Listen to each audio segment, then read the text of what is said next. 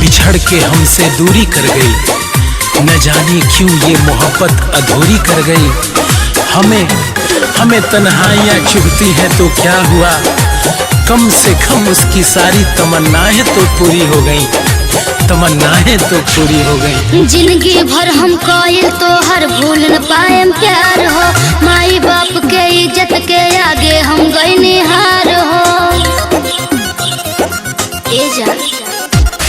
जिंदगी भर हम कोयल तो हर भूल न पाए प्यार हो, माई बाप के इज्जत के आगे हम गए निहार हो।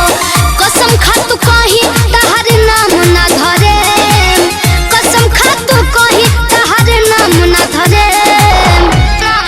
ए जान प्यार कइले बानी ऐसन काम ना करे, रानी तोहर नाम बदनाम ना करे। प्यार कइले बानी ऐसन काम ना करे, रानी तोहर नाम बदनाम ना करे।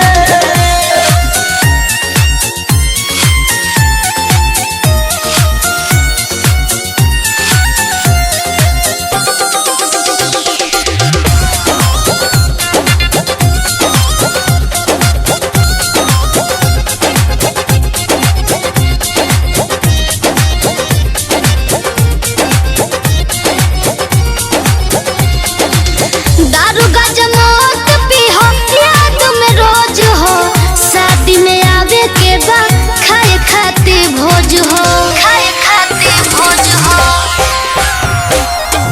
बात न टले बानी नाही को बोटाले, भोज का तू कह देबू जहरियो भी खा ले।